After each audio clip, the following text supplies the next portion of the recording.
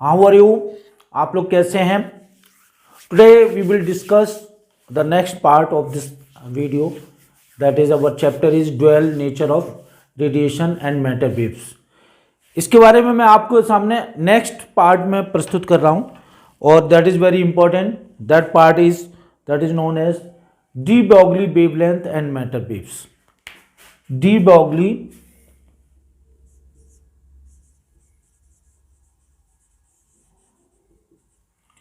wavelength and matter wave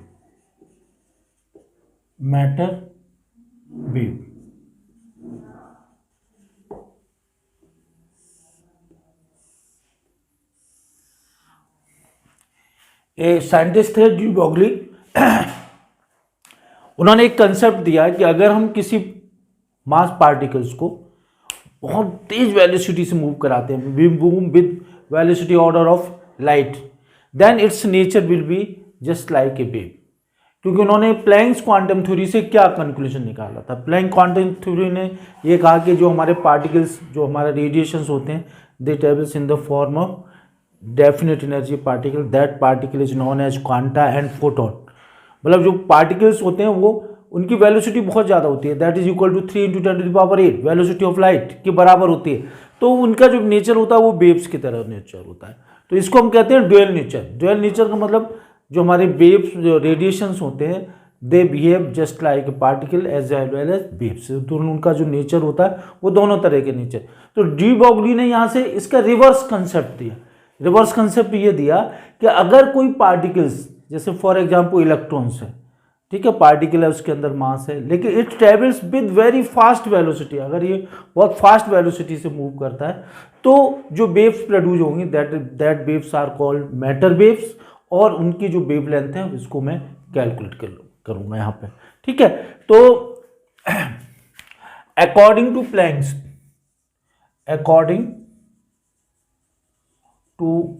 planks quantum theory, the radiation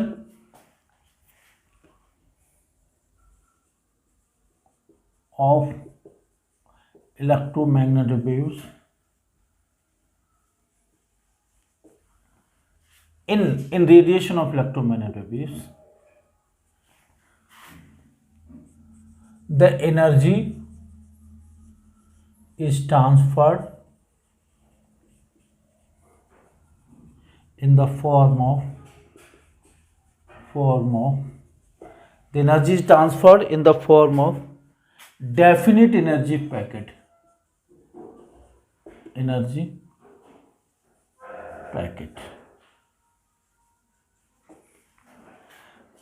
Definite energy packet, like this is surface, ये surface है और इस पर definite energy packet incident होता है। ये डेफिनेट एनर्जी पैकेट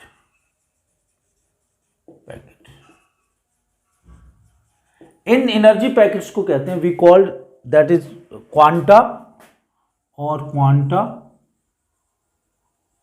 और फोटोन। इन डेफिनेट एनर्जी पैकेट्स को हम क्वांटा और फोटॉन्स बोलते हैं। ठीक, energy transfer in the form of definite energy packet. That energy packet is known as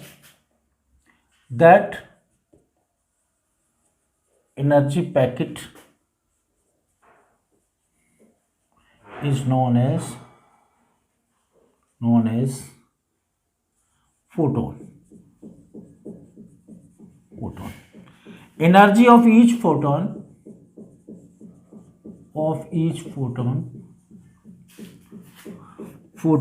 is directly proportional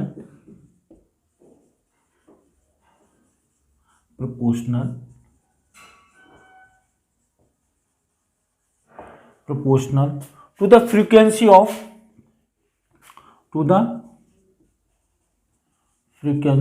radiation.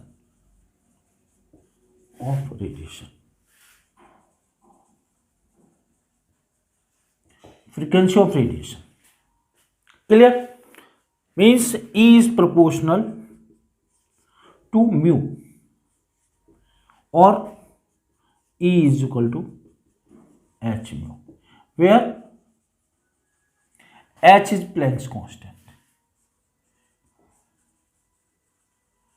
Planck's constant.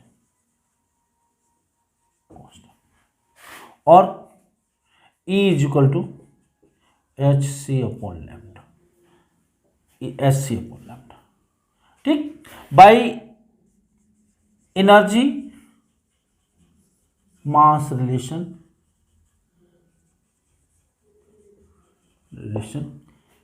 Energy of each photon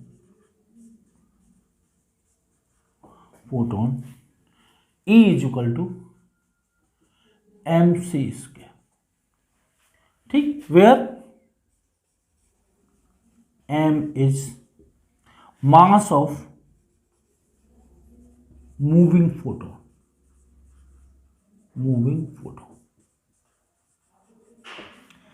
और you should know the rest mass of the photon is zero, क्योंकि Planck's ने ये कहा कि जैसे ही किसी surface पे photon incident होता है, इट ट्रांसफर्स अपनी जो एनर्जी है वो किसको दे देता है, सरफेस को देता है, और सरफेस में किसको देता है, आउटर मोस्ट जो इलेक्ट्रॉन्स होते हैं उनको मिल जाता है. ठीक है. The rest mass of photon is zero. Rest mass जो होता है फोटोन का वो क्या होता है, जीरो होता है, इज जीरो. तो by this relation first and second E is equal to M C square is equal to H C upon lambda. एक कैंसिल हो गया, M C is equal to H upon lambda, and that is momentum, और lambda is equal to H upon H upon P, और lambda is equal to H upon M C. This is for photon.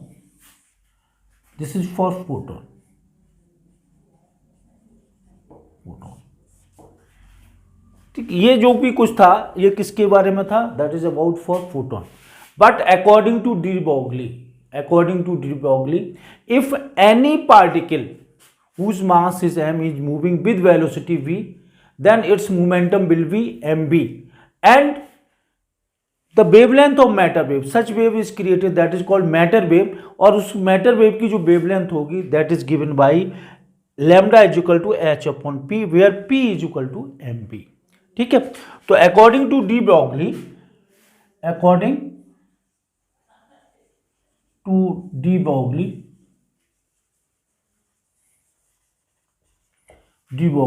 if any mass particle move with velocity v,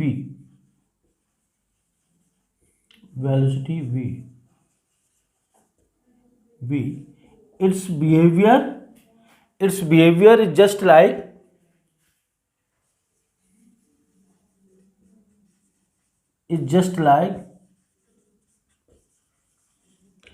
a wave.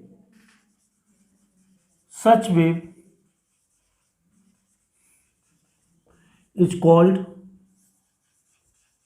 matter wave.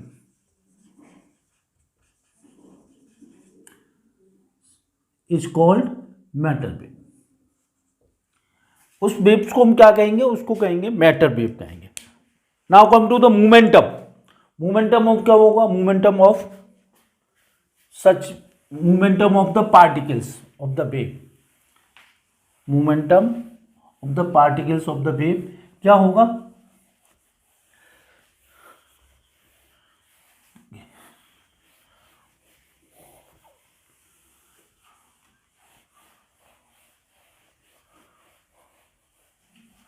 Momentum of the particle of the wave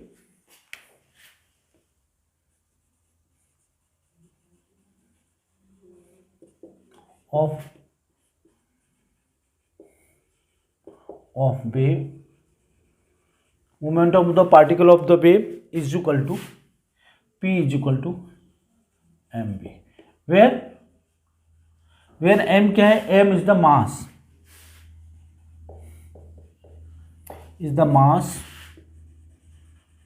of particles, mass of the particles. m क्या होगा, मास of the particles होगा, और v क्या है, velocity of the particles. What is v? v is velocity of particles, v velocity of the particles होगा। तो देखिए, for wavelength of matter wave और de Broglie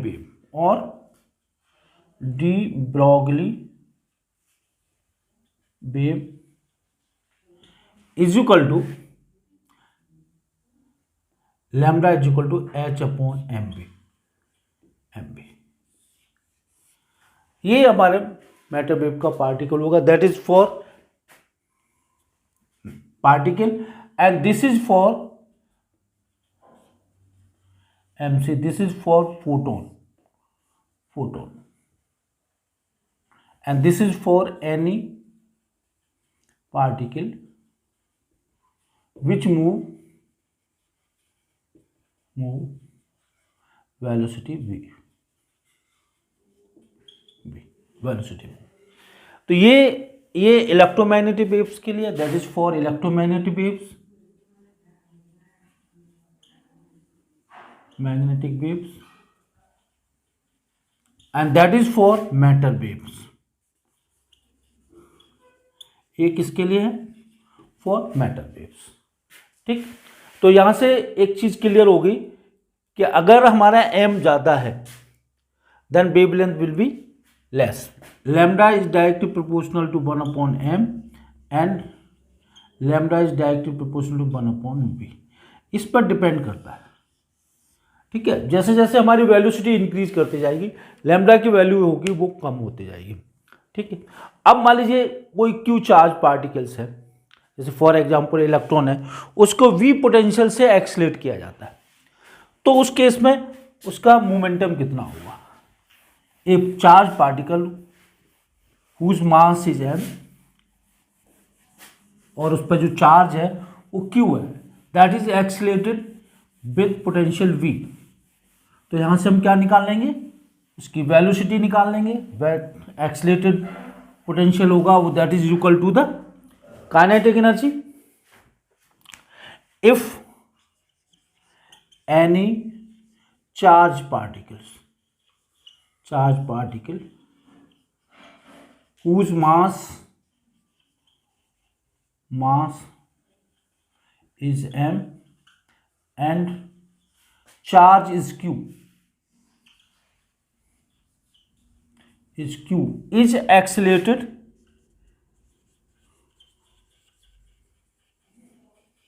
with potential B, then its kinetic energy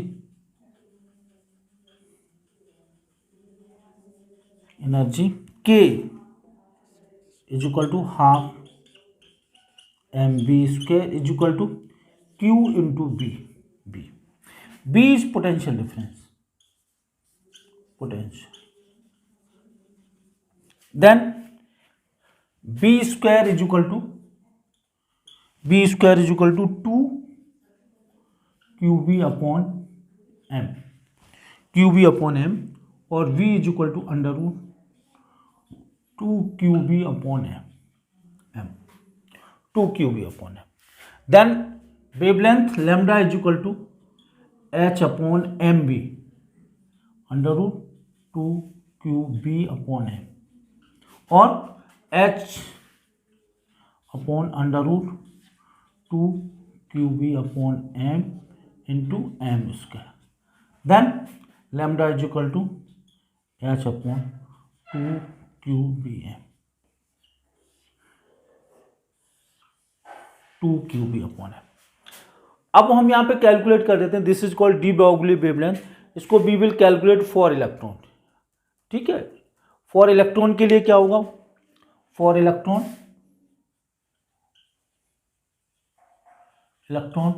Q is equal to 1.6 10 power minus 19 coulomb and M is equal to 9 into 10 power minus 31 kg। इसमें रख देते हैं, we put there H की value भी रख देते हैं 6.6 10 power minus 34 upon 2 under root 2 into 1.6 into 10 power minus 19 into V into 9 into 10 power minus 31। इसमें हम रख देते हैं, तो after solving we get a very important result that is equal to in angstrom 150 upon V, 150 upon under root V। ठीक है, ये angstrom में आ जाएगा, इन एंगस्ट्रॉम। ठीक, ये किस में होगा, ये बोल्ट में होगा, that will be in bolt,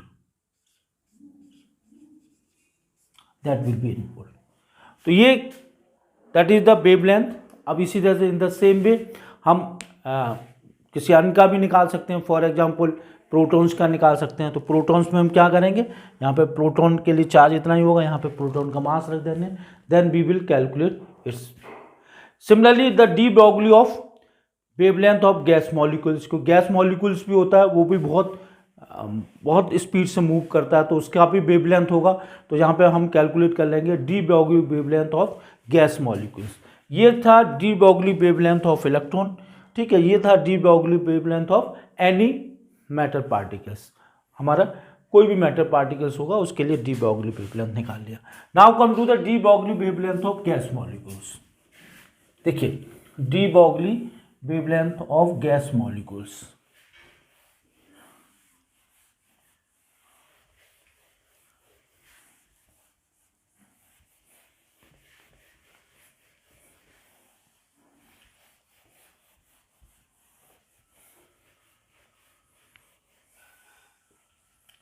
now come to the de Broglie wavelength of gas molecules. de Broglie wavelength of gas molecule, ठीक है, जैसे कंटेनर है, इसके अंदर पार्टिकल्स है, ये मूव कर रहा है। ठीक, its absolute temperature is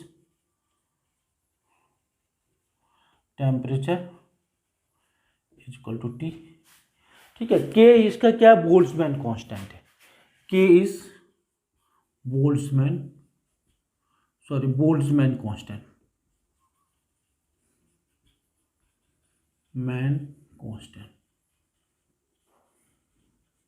Boltzmann constant. ठीक है, M क्या है, M is the mass of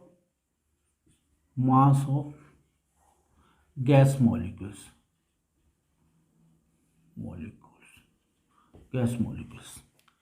then the kinetic energy of each molecules